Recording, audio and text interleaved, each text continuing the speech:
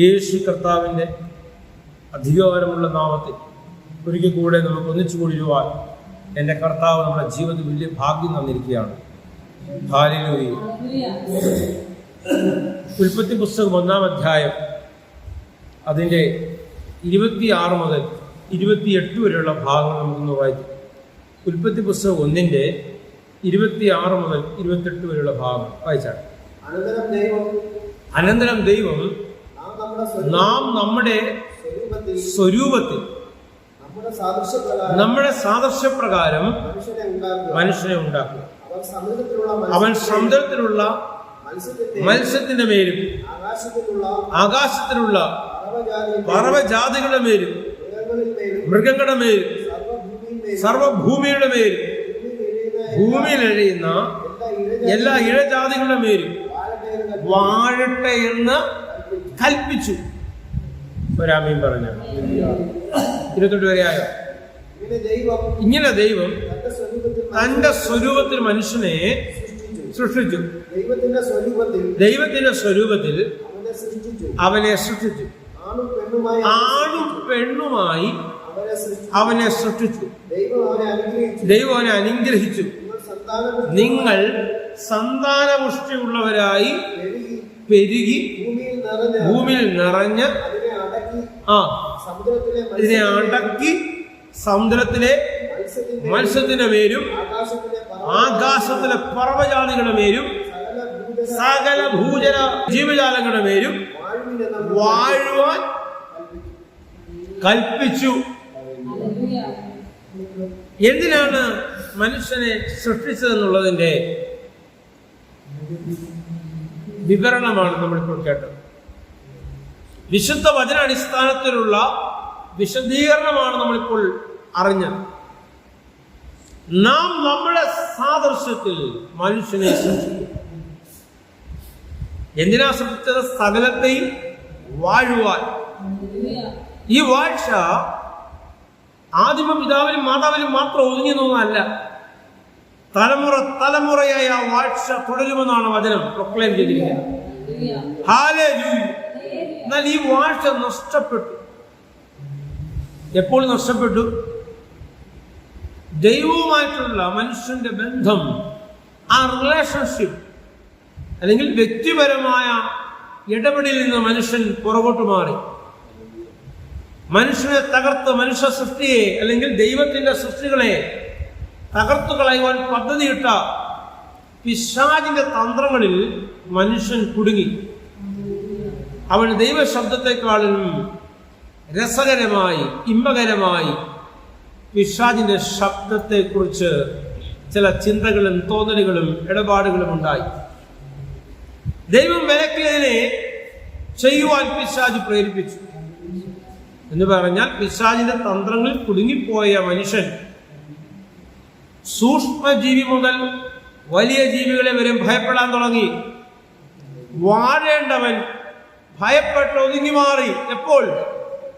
ദൈവത്തിന്റെ പ്രസൻസിൽ നിന്ന് അവൻ മാറിപ്പോയപ്പോൾ, പിശാചിന്റെ തന്ത്രങ്ങളിൽ അവൻ കുടുങ്ങിപ്പോയപ്പോൾ, എല്ലാത്തിനെയും സംശയ ദൃഷ്ടിയോടെ, എല്ലാത്തിനെയും ഭയത്തോടും വിറയലോടും കൂടെ, എല്ലാത്തിന്റെ മുമ്പിൽ പകച്ചു നിൽക്കുന്ന അനുഭവങ്ങൾ മനുഷ്യനുണ്ടായി. ഇതിനെയെല്ലാം ലോകത്തിലുള്ള സർവ്വതിനെയും സൃഷ്ടിച്ചിരിക്കുന്നത് എനിക്ക് വേണ്ടിയാണെന്നുള്ള തിരിച്ചറിവ് മനുഷ്യന്റെ അകത്തു നിന്നും നഷ്ടപ്പെട്ടു പോയി. പാപത്താൽ വീണ മനുഷ്യനെ അവന്റെ തലമുറകളിലേക്ക് ഈ പാപശക്തി കൈമാറ്റം ചെയ്യപ്പെട്ടുകൊണ്ടേയിരുന്നു.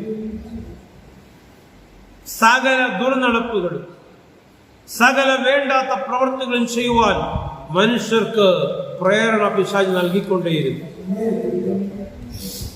ശരി തെറ്റുകളെ കുറിച്ചുള്ള മൂല്യബോധങ്ങളെ കാറ്റിൽ പറത്തി ശരി തെറ്റൊന്നുമില്ല, എനിക്ക് ഉചിതമെന്ന് തോന്നുന്നത് എനിക്ക് ശരി എന്ന തലത്തിലേക്കുള്ള ചിന്തകളും തത്വങ്ങളും മാനവരാശിയെ പിടികൂടി. അഭിമാനം, നാണം, മാനം എന്നൊക്കെയുള്ള ചിന്തകൾ മനുഷ്യ ജീവിതത്തിൽ നിന്ന് മാറി. നാണമായതിൽ മാനം കൊള്ളുന്ന പുതു തലമുറകളെ നമ്മൾ കണ്ടുകൊണ്ടിരിക്കുകയാണ്. ഹല്ലേലൂയ.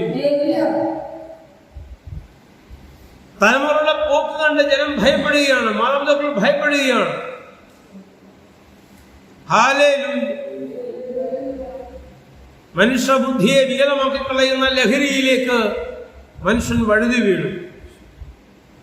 ഇങ്ങനെ നശിച്ചുപോയ വാഴ്ച അധികാരം നഷ്ടപ്പെട്ട ജനത്തെ തിരിച്ചു പിടിക്കുവാനായി സർവശക്തനും സർവവ്യാപിയുമായ വചനമായ ദൈവം ഈ പ്രപഞ്ചത്തിൽ മനുഷ്യനായി പിറന്നു. ഇൻകാർണേഷൻ ഓഫ് ഗോഡ്, ദൈവത്തിന്റെ മനുഷ്യാവതാരം യേശു ക്രിസ്തുവിലൂടെ വെളിപ്പെട്ടു. എന്തിനാ യേശു ക്രിസ്തു ഭൂമിയിൽ വന്നത്? ഭയപ്പെട്ടിരിക്കുന്നവനെ ബലപ്പെടുത്തുവാൻ. പേടിച്ചു വിറച്ചവനോട് നീ പേടിച്ചു വിറയ്ക്കേണ്ടവനല്ല, നീ അധികാരമുള്ളവനാണെന്ന് പറഞ്ഞു കൊടുക്കേണ്ടതിന്. ഹല്ലേലൂയ. നിനക്ക് പാപത്തെ ജയിക്കുവാൻ കഴിയും കുഞ്ഞെ. നീതിയോടൊരു ജീവിതം നിന്റെ ജീവിതത്തിൽ ഉണ്ടാകും. രോഗങ്ങളുടെ മേൽ നിനക്ക് ജയമെടുക്കാൻ കഴിയും. സകലത്തെയും വാഴുവാനുള്ള അധികാരം ഞാൻ നിനക്ക് തരുന്നു എന്ന് ജനത്തെ ബോധ്യപ്പെടുത്തേണ്ടത്. അങ്ങനെ ശുശ്രൂഷയിലായിരുന്ന യേശു കർത്താവ് തന്റെ ശുശ്രൂഷ മധ്യേ ഹല്ലേലൂയ അവൻ 12 വരെ നിയമിക്കുകയാണ്. നമുക്കറിയാം 12 ശിഷ്യന്മാരെ അവൻ നിയോഗിച്ചു. ലൂക്കോസ് 9-ാം അധ്യായം അതിന്റെ 1-ാം വാക്യം നമുക്കൊന്ന് വായിക്കാം. ലൂക്കോസ് 9:1 വായിച്ചാൽ, അവൻ 12 വരെ അടുക്കൽ വിളിച്ചു. കേട്ടോണേ, സകല ഭൂതങ്ങളുടെ മേൽ വ്യാധികളെയും സൗഖ്യമാക്കുവാൻ അവർക്ക് ശക്തിയും അധികാരവും കൊടുത്തു. ഞാൻ പലതവണ നൽകിയിട്ടുള്ള സന്ദേശങ്ങളിൽ ഉയർന്നു വന്നിട്ടുള്ള ശബ്ദമാണ് പവർ ആൻഡ് അതോറിറ്റി. ശക്തിയും അധികാരവും 12 വരിലേക്ക് കർത്താവ് കൽപ്പിച്ചു കൊടുത്തു. ഭൂതങ്ങളെ നിറയപ്പെട്ടവർക്ക് മോചനം കൊടുക്കേണ്ടത്, രോഗങ്ങളിൽ പിടിപെട്ടവർക്ക് രോഗസൗഖ്യം നൽകേണ്ടതിന്, കെട്ടുകളെ പൊട്ടിക്കേണ്ടതിന് 12 പേർക്ക് ശക്തിയും അധികാരവും.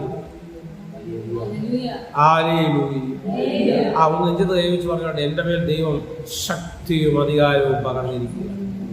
ശക്തിയും, ചിലൊന്നും കൈവെക്കുന്നില്ല, ശക്തിയും അധികാരവും. ആ നെഞ്ചിട്ട് കൈവച്ച് പറഞ്ഞോട്ടെ, ശക്തിയും അധികാരവും. ശക്തി നേടി നീ മേലോട്ട് നോക്കണ്ട. ശക്തിതായോ? ആ ദാസന്റെ പ്രാർത്ഥനയാ. ശക്തിതായോ? മകന് ശക്തിതായോ എന്ന് പ്രാർത്ഥിക്കേണ്ട, അവന്റെ മേൽ ശക്തി വന്നിരിക്കുക. നീ ദൈവരാജ്യത്തിനകത്താണോ? നിന്റെ മേൽ പവർ ആൻഡ് അതോറിറ്റി വെളിപ്പെടുക തന്നെ ചെയ്യും. ഹല്ലേലൂയ. 12 വരെ വിളിച്ച് അവർക്ക് ശക്തിയും അധികാരവും കൊടുത്തു. 6-ാം വാക്യം, ആ അധ്യായത്തിന്റെ 6-ാം വാക്യം. അവർ പുറപ്പെട്ട് രോഗികളെ സൗഖ്യമാക്കി ഊരുതോറും സഞ്ചരിച്ചു. അപ്പം കിട്ടിയ ശക്തിയും അധികാരം കൊണ്ട് അവർ പ്രവർത്തിക്കാൻ തുടങ്ങി. ശക്തി അധികാരം ഒളിച്ചു വെക്കാനുള്ളതല്ല, അതിനെ ഉപയോഗിക്കാനുള്ളതാണ്. രോഗബന്ധനങ്ങളെ കണ്ട് ഭയപ്പെടാനല്ല, അതിനെ അഴിപ്പാൻ ദൈവം തന്നെ അഭിഷേകം ചെയ്തിരിക്കുക. സ്തോത്രം. ലൂക്കോസിന്റെ തന്നെ അടുത്ത അധ്യായം 10-ാം അധ്യായം 1-ാം വാക്യം. ലൂക്കോസ് 10:1. അനന്തരം കർത്താവ് വേറെ 70 പേരെ നിയമിച്ചു. 9-ാം അധ്യായം 1-ാം വാക്യം 12 പേരെ നിയോഗിച്ചു. 10-ാം അധ്യായം 1-ാം വാക്യം 70 പേരെ നിയോഗിച്ചു. 12 പേര് യഹൂദന്മാർ, 70 പേരും വിവിധ ഗോത്ര സമൂഹങ്ങളിൽ, ജാതി സമൂഹങ്ങളിൽപ്പെട്ടവർ. 70 പേരെ നിയോഗിച്ചു. അതിന്റെ 19-1 വാക്യം കണ്ടിട്ടായോ? ഇല്ല, വായിച്ചു. അവരെ തനിക്ക് മുമ്പായി ഈ രണ്ടായി അയച്ചു. ഓരോ സ്ഥലങ്ങളിലേക്ക് അവരെ അയച്ചു. 19-ാം വാക്യം നമുക്ക് വളരെ ലാസ്റ്റ് മിനിറ്റ് ബ്രൈറ്റ് ചർച്ചിലുള്ള കൊച്ചു കുഞ്ഞുങ്ങൾക്ക് വരെ അറിയാവുന്നൊരു വാക്യമായിരുന്നു. ലൂക്കോസ് 10:19. എന്നെ കണ്ടുകൊണ്ടിരിക്കുന്നവർ ഇത് പഠിച്ചോളെ. പാമ്പുകളെയും തേളുകളെയും ശത്രുവിന്റെ സകല ബലത്തെയും കേട്ടോ. വലിയ കേട്ടപ്പൊന്നും നിനക്ക് കാണത്തില്ല, നിനക്ക് വലിയ പിടിപാടൊന്നും കാണത്തില്ല. ആ കമ്മിറ്റിയിൽ ഈ കമ്മിറ്റിയിലൊന്നും നിനക്ക് വേണ്ടപ്പെട്ടവരാരും ഇല്ലായിരിക്കാം.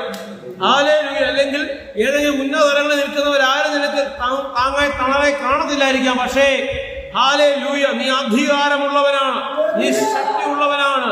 ഹല്ലേലൂയ, നിന്റെ മുമ്പിൽ പൊങ്ങുന്ന സകലതിനെയും ഹല്ലേലൂയ വിധിപ്പാൻ, അതിന്മേൽ ജയിപ്പാൻ നിനക്ക് ദൈവം ശക്തിയും അധികാരവും പകർന്നിരിക്കുകയാണ്.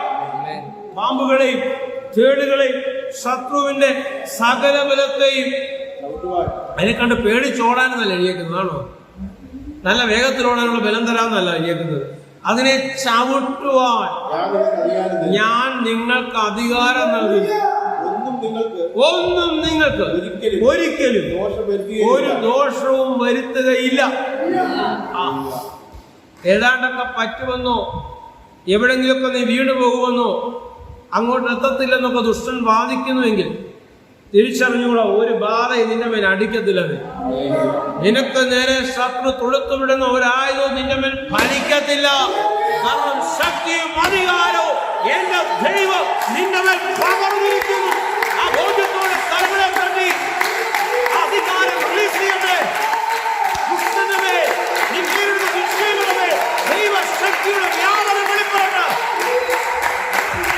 ഹല്ലേലൂയ. ദേശത്തിലെ നിരീശ്വരവാദിയല്ല നിന്റെ ഭാവി നിശ്ചയിക്കുന്നത്. പിടികിട്ടുന്നുണ്ടോ? യുക്തിവാദം പറഞ്ഞു നടന്നൊരു കാലഘട്ടം എനിക്കുണ്ടായിരുന്നു. ഹല്ലേലൂയ. ദേശത്തിലെ ഏതെങ്കിലും രാഷ്ട്രീയ പ്രമുഖനല്ല നിന്റെ കാര്യം നിശ്ചയിക്കുന്നത്. നിന്റെ അമ്മയുടെ ഉദരത്തിൽ നീ പിണ്ടാകാരമാകുന്നതിന് മുന്നമേ നിന്നെ കണ്ട ഒരുവനുണ്ട്. അവൻ നിന്നെ ഒരു നാളും കൈവിടത്തില്ല. അവൻ നിന്നെ ഒരു നാളും ഉപേക്ഷിക്കുകയില്ല. അവന്റെ അധികാരത്തിൽ, അവന്റെ ശക്തിയിൽ നീ സുരക്ഷിതരേ.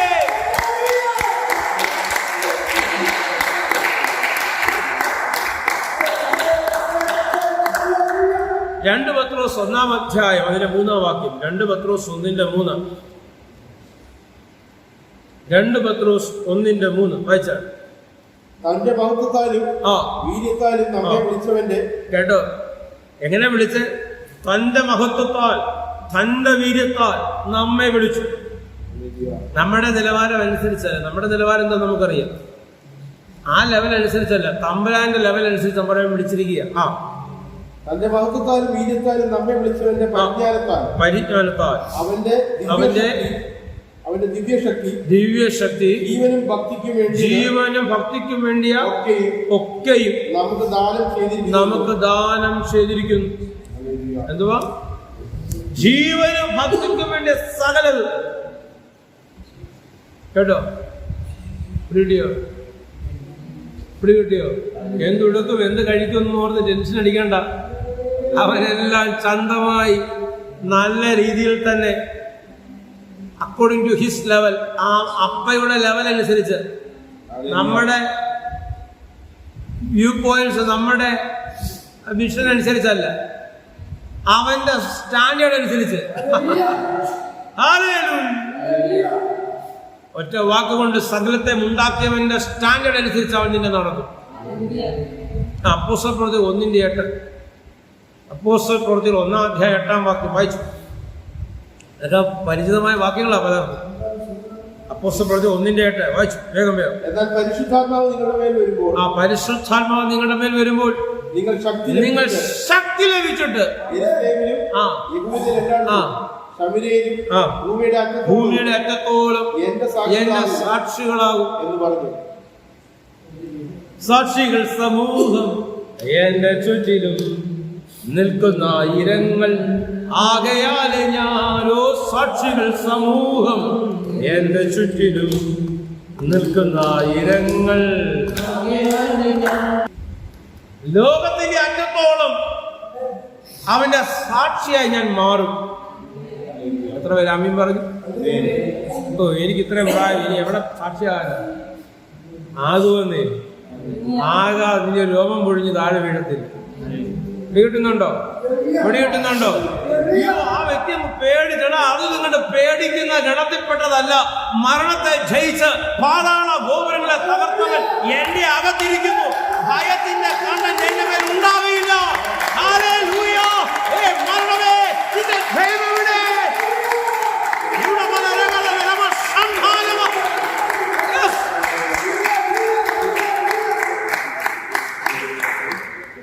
വലിയ വാഗ്ദത്തം കിടക്കും അല്ലേ? എന്റെ യേശു ക്രിസ്തു ഉയർത്തെഴുന്നേറ്റ് എന്നെ ജീവിക്കുന്നു. എവിടെ ഇരിക്കുന്നു?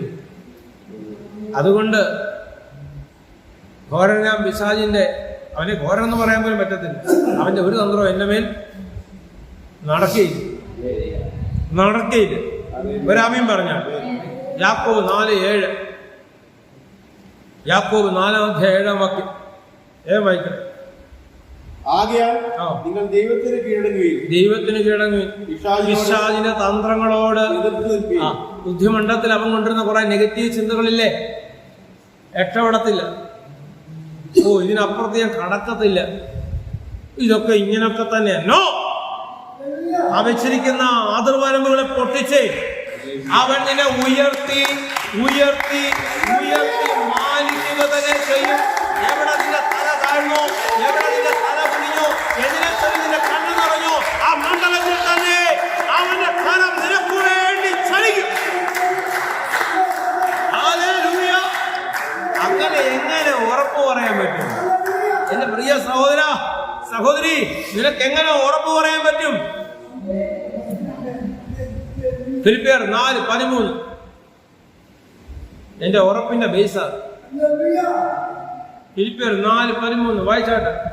എന്നെ ശക്തനാക്കുന്ന കേട്ടോ, എന്നെ ശക്തനാക്കുന്ന ഒരാളുണ്ട്. ഹല്ലേലൂയ. നല്ല പണി ഞാൻ കൊടുത്തിട്ടുണ്ട്. നിന്റെ ഒരു പണി ഏക്കത്തില്ലെന്നേ. നല്ല ഒരു സംഭവം പുള്ളിക്ക് സെറ്റായിട്ടുണ്ട്. ഏക്കത്തില്ലെന്നേ. കാരണം എന്നെ ശക്തീകരിക്കുന്ന ഒരുവനുണ്ട്. എന്നെ ശക്തീകരിക്കുന്ന മുഖാന്തരം ഞാൻ സകലത്തിലും ഇന്ന കാര്യമൊക്കെ നടക്കും. അങ്ങനല്ല, സകലത്തിലും വീടുന്നുണ്ടോ? അതാണ് നമ്മള് ആരാധന പാടി, സാധ്യമേ എല്ലാം സാധ്യമേ എൻ യേശുവൻ കൂടെയുള്ളതാ. പാട്ടുകളൊക്കെ സൂക്ഷിച്ചു പാടണം. കാരണം ഇതിന്റെയൊക്കെ അടിക്കുറിപ്പ് എന്നോ വരുന്നൊന്നും പറയാൻ പറ്റത്തില്ല. ഹല്ലേലൂയ. അഭക്തൻ അല്ലെങ്കിൽ ദൈവനിഷേധിയായ വ്യക്തിയെക്കാളിലും കൂടുതൽ കമ്മിടാൻ സാധ്യതയുള്ളത് ദൈവവിശ്വാസം എന്ന് പറഞ്ഞു നടക്കുന്ന, എന്റെ ഭാഷ പറഞ്ഞ ദൈവവിശ്വാസം ഇല്ലാത്തവര് കുറച്ചുകൂടെ പെർഫെക്റ്റ് ലൈഫാണ്. ഈ ദൈവവിശ്വാസം ഉണ്ടെന്ന് പറഞ്ഞു നടക്കുന്ന ബഹുഭൂരിപക്ഷം പേരും വിശ്വാസികളല്ല. അവരതരം കൊണ്ട് ദൈവത്തെ സ്തുതിക്കുന്നതിന് അവരുടെ ഹൃദയം തഴമിച്ചിരിക്കുന്നത്. മറ്റേ സങ്കീർത്തന പുസ്തകം തന്നെ ഉണ്ടല്ലോ, ദൈവമുണ്ടോ എന്ന് തിരയുന്ന ബുദ്ധിമാനെ കാണുവാൻ. അപ്പൊ അങ്ങനെയുള്ള ബുദ്ധിമാന്മാരോടൊന്നും അവരൊക്കെ അങ്ങനെയാണ് ഇങ്ങനെയാണെന്ന് ഞാൻ പറയില്ല. അവർ തിരയുക. അവർ ചോദ്യം നിങ്ങൾ പ്രൂവ് ചെയ്യുകയാണെങ്കിൽ ഞങ്ങൾ ചോദിക്കുന്നതിന് ഉത്തരം പറ. അവർ തിരയുകയാണ്. പക്ഷെ ഞങ്ങൾ വിശ്വാസികളാണെന്ന് പറഞ്ഞ് നടക്കുന്ന പലരും യഥാർത്ഥത്തിൽ വിശ്വാസികളല്ല. അതുകൊണ്ടാണ് എങ്ങാണ്ട് ആരാണ്ടിരുന്ന് കാണുന്നു എന്നുള്ളതല്ല, എന്നെ കണ്ടുകൊണ്ടിരിക്കുന്ന സർവ്വവ്യാപിയും സർവശക്തനുമായ ദൈവത്തിന്റെ മുമ്പിലാണ് ഞാനെന്നുള്ള ബോധ്യമുണ്ടെങ്കിൽ പല കാര്യങ്ങൾക്ക് നോ പറയാൻ പഠിക്കും. ഹല്ലേലൂയ. എനിക്ക് ബലക്കുറവാ. എനിക്ക് അത്ര ശക്തിയും ബലമൊന്നുമില്ല. ഞാൻ അത്ര ബലശാലിയല്ല. എനിക്ക് വലിയ പിൻബലമൊന്നുമില്ല. നിങ്ങൾ പറഞ്ഞതൊക്കെ ശരിയാ. പക്ഷെ ഒരു കാര്യം അങ്ങോട്ട് പറയാനുണ്ട്. എന്താണെന്നറിയാവോ? എന്നെ ശക്തീകരിക്കുന്ന ഒരുവനുണ്ട്. അതാരാടാവേ? മരണത്തെ ജയിച്ചവൻ, പാതാള ഗോപുരങ്ങളെ തകർത്തവൻ. Hallelujah, hallelujah. എന്നെ പേർ ചൊല്ലി വിളിച്ചവൻ, എന്നെ അമ്മയുടെ ഉദരത്തിൽ പിണ്ടാകാരമാകുന്നതിന് മുന്നമേ എന്നെ കണ്ടവൻ. ഹല്ലേലൂയ. അവന്റെ കൃപയാൽ ഈ മതിലിനെ ഞാൻ ചാടി കടക്കുക തന്നെ ചെയ്യും. മഹാപർവ്വതമേ, ഈ സമനിലമായി മാറുക തന്നെ ചെയ്യും. Hallelujah, hallelujah. അവന്റെ കൃപയിൽ നിന്ന് ആർക്കുമ്പോൾ നിന്റെ മുൻപാകെ ആയിരിക്കുന്ന മഹാപർവ്വതങ്ങൾ സമനിലമായി മാറുക തന്നെ ചെയ്യും. എന്താണോ നീ നേരിടുന്ന വിഷയം, ആ വിഷയത്തെ കണ്ടുകൊണ്ട് അത് മറുപടി വന്നുവെന്ന വിശ്വാസത്താൽ. ഹല്ലേലൂയ. അവിശ്വാസത്താൽ നിലപാട് വെച്ച, ആ വിശ്വാസത്താൽ സകലത്തിനും മറുപടി വന്നു നീ പ്രൊക്ലെയിം ചെയ്താൽ എന്റെ കർത്താവ് നിനക്ക് വേണ്ടി വലുത് ചെയ്യും.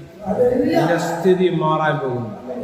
കണ്ണുകളടയ്ക്കാം, പ്രാർത്ഥിക്കാം. പ്രിയ പിതാവേ, കർത്താവേ, എന്നെ ശക്തനാക്കുന്ന മുഖാന്തരം എന്റെ ജീവിതത്തിൽ സകലതും സാധ്യമെന്ന് വിളിച്ചു പറയുവാൻ ഈ ജനത്തിന് അങ്ങ് പ്രാപ്തി കൊടുക്കുന്നതിനെ ഓർത്ത് സ്തോത്രം. ഇന്റർനെറ്റ് മുഖാന്തരം കണ്ടുകൊണ്ടിരിക്കുന്നവരുണ്ടല്ലോ അപ്പ, പലതിനെ ചൊല്ലി ഭാരപ്പെട്ട് തളർന്നിരിക്കുന്നവരുണ്ടല്ലോ അപ്പ, അവരുടെ ഭാരങ്ങളും പ്രയാസങ്ങളും മാറട്ടെ. എന്റെ കർത്താവ് നിന്റെ വിഷയങ്ങൾക്ക്, പ്രശ്നങ്ങൾക്ക് പരിഹാരം തരുവാൻ മതിയായവനത്ര. നഷ്ടപ്പെട്ടു പോയ വാഴ്ചയും അധികാരവും നിന്റെ ജീവിതത്തിൽ മടക്കിക്കൊണ്ടിരുന്നവൻ. ദൈവത്തിന്റെ കൃപയുടെ വ്യാപാരം വെളിപ്പെടുന്നതിനെ ഓർത്ത് സ്തോത്രം. ദൈവത്തിന്റെ ശക്തി അതിന്റെ വെളിപ്പാടായി നിങ്ങൾ മാറ്റപ്പെടുന്നതിനെ ഓർത്ത് സ്തോത്രം. എന്റെ കർത്താവിന്റെ അധികാരമുള്ള നാമത്തിൽ തന്നെ ലാസ്റ്റ് മിനിറ്റ് ബ്രൈറ്റ് ചർച്ചിന്റെ പ്ലാറ്റ്ഫോമിൽ നിന്നുകൊണ്ട് ഞാൻ വിളിച്ചു പറയുകയാണ്, ശക്തിയും അധികാരവും തിരിച്ചറിയുക. ദൈവശക്തിയും അധികാരത്തിൽ നിങ്ങൾ നിറഞ്ഞാൽ ലോകത്തിന്റെ ഒന്നിനും ഒരു വസ്തുതയ്ക്ക് നിന്നെ ഒതുക്കാൻ കഴിയുകയില്ല. ആമേൻ, ആമേൻ, ആമേൻ.